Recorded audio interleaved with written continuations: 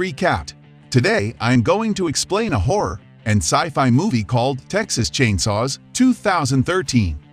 Be ready for some spoilers are ahead. The movie opens with a montage of the original movie. We see each kill happen in 3D as it did in the original movie. It also shows the infamous final scene from the original movie with Sally riding away in the back of the pickup truck while Leatherface swings his chainsaw maniacally in the middle of the road. Next, we cut to a police car pulling up in front of the Sawyer house behind another car. They run inside and barricade the door and hold up arms along with the Sawyer family. Sheriff Hooper arrives outside the Sawyer family house and he shouts to them that he only wants the boy. He says that the woman, Sally, said that a man with a chainsaw killed all her friends. Drayton Sawyer shouts that they were trying to protect their family. Hooper constantly tells him that he needs to take the boy into custody, so Drayton goes into another room and shouts at Jed, telling him that he has to go out there and give himself up. Just then, a group of townspeople from the town of Newt, Texas, led by Mayor Bert Hartman, has come with one thing in mind: to kill the entire family. As Drayton and the family prepare to surrender, Bert and other townspeople begin to attack by setting the house ablaze and shooting through the house. Pretty much all of the family is killed in the chaos despite Sheriff Hooper's attempts to stop them. After the chaos dies down at nighttime and the house is burned down, we see Gavin Miller stumble upon a barely alive Loretta who is still holding on to the baby. Gavin takes the baby from her and kills Loretta by kicking her directly in the face. He runs to his wife Arlene saying that he found a baby and that they should adopt her. They decide to name the baby Heather. In the present day, adult Heather Miller is working in the meat section of a grocery store. She is interrupted by her friend Nikki, who is super excited about a trip that she, Heather's boyfriend Ryan, and Ryan's friend Kenny are taking to New Orleans. Heather goes home to her grungy-looking apartment, where Ryan is sparring on a punching bag. We see that Heather has strange pieces of art that include bones and a lot of black paint. Ryan goes to answer and get some mail for Heather, which is a will for her. It states that her grandmother is dead and has left a house for her. However, Heather is confused because her grandparents died years ago. She goes to confront her parents, who reveal to her that she was adopted. They warn her not to go to Texas, but she, completely pissed and hurt, leaves and goes back home to Ryan. When she arrives, she tells Ryan she has to go to Texas to learn more about the house and her real family. Ryan doesn't object at all and surprises her when Kenny and Nikki appear, offering to go with them.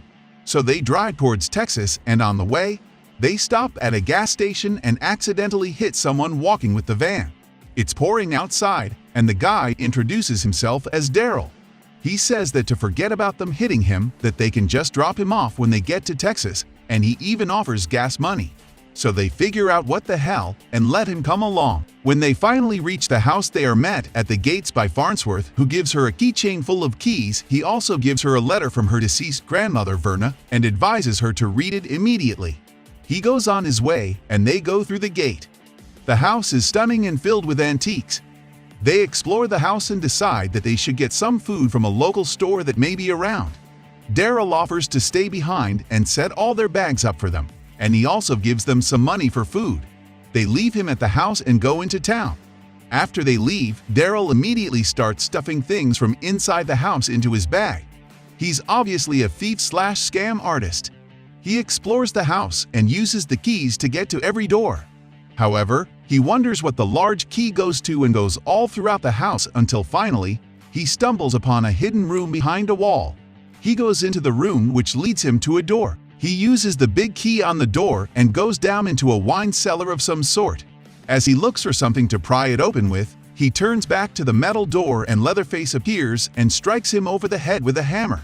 While in town shopping for things, Heather is approached outside a store by Deputy Carl Hartman, who is clearly attracted to her.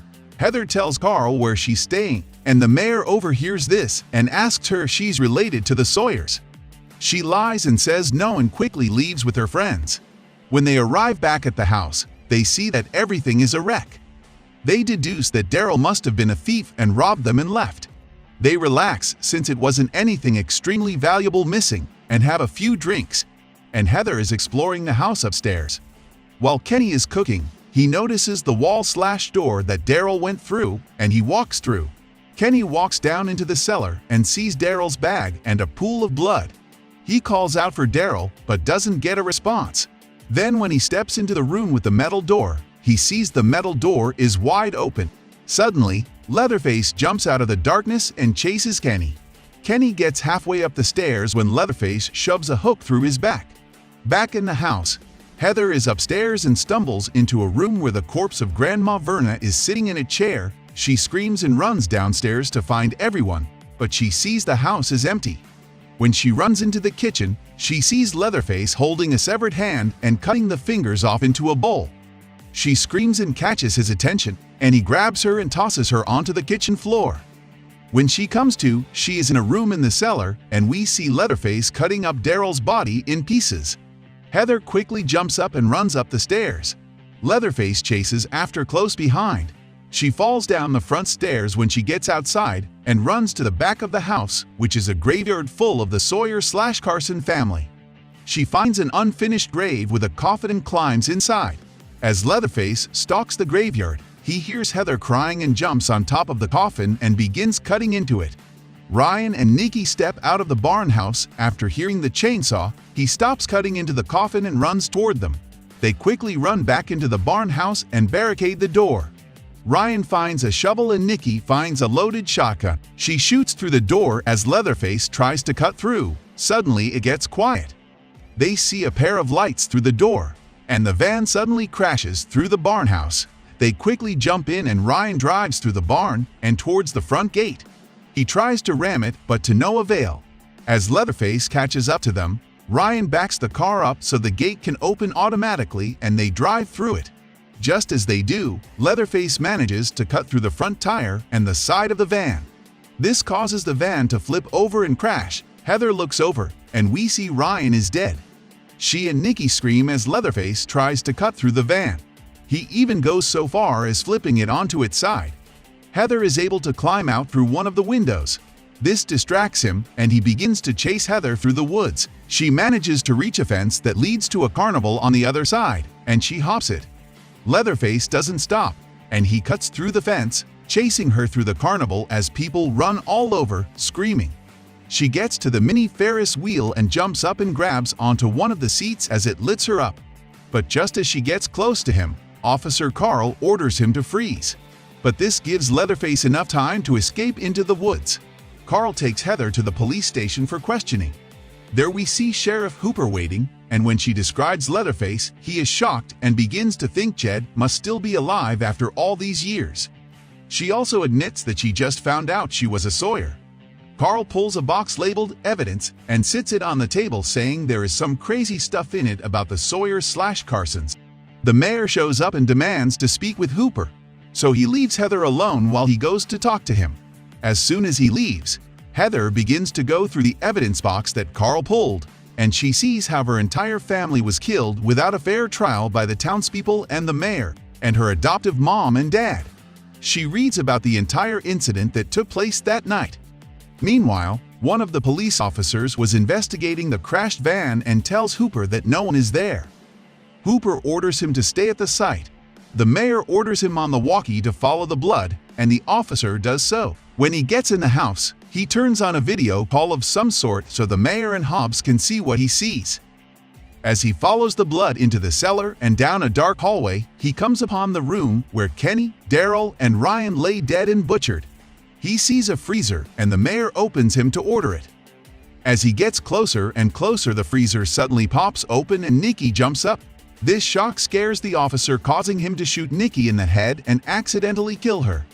The officer runs back up the stairs of the house and is attacked by Leatherface, who bludgeons him with an axe and then begins to chop into his back repeatedly. Mayor Burt decides to confront Heather, saying she must have something to do with this. They see the evidence from the night the Sawyers were killed sprawled all over the table, and Heather has written the word murderers on one of the sheets. Back at the house, we see Leatherface crafting a new mask from the face of the police officer he just killed, and he sews it onto his own face. Heather is on the streets of the town, and she reaches a payphone and calls Farnsworth. She tells him that she knows everything. When they meet, he informs her that he warned her to read the letter immediately because Verna detailed everything she needed to know. He also informs her that Jed, Leatherface, knows she is still alive, but he doesn't know who she is. Suddenly, the mayor arrives and chases her out of the bar. The mayor's partner hits her with his car. He jumps out to grab her, but she quickly slashes his face with a knife and makes a run for it. Heather gets a good distance and then runs into Officer Carl. She asks him to get her to the bar so she can help Farnsworth and warns him that the mayor is after her. They see Farnsworth outside and he sees them, but Carl keeps going. Heather shouts at him and then realizes he's helping the mayor when the mayor calls his phone. The mayor tells Carl over the radio to bring her to the old slaughterhouse that the Sawyers used to own. Little do they know, though, that Leatherface has a radio in a truck and overhears this. He grabs his best chainsaw and goes out into the night. Farnsworth rushes into the police station and warns Hooper that Heather is in trouble and that a police officer took her. When Carl arrives at the slaughterhouse, he goes to tie Heather up with some ropes. He leaves her there and tapes her mouth shut. Outside, we see the mayor and Ollie have arrived. The mayor tells Carl to leave and that they'll handle her. Back inside, we see Leatherface is behind Heather and he places his chainsaw on her shoulder. He steps in front of her and revs the chainsaw. As he gets closer and closer to her with it, he stops and notices the bullet scar on her shoulder. He removes the tape from her mouth, and she begins to beg and plead with him, repeatedly telling him that it's me. Leatherface is shocked by this but cuts her free, just as Ollie and the mayor arrive and begin to beat the crap out of Leatherface. Heather makes a run for it. As soon as she gets outside, she hears Leatherface yelling out in pain as the mayor and Ollie beat him repeatedly. The mayor wraps a chain around his neck and tells Ollie to power it on. The chain leads into a giant meat grinder. Ollie runs to go power it on, and just as he does, he is attacked by Heather, who shoves a pitchfork through his body and kills him. As the chain begins to pull Leatherface closer to the meat grinder, Heather shows up and tosses him his chainsaw.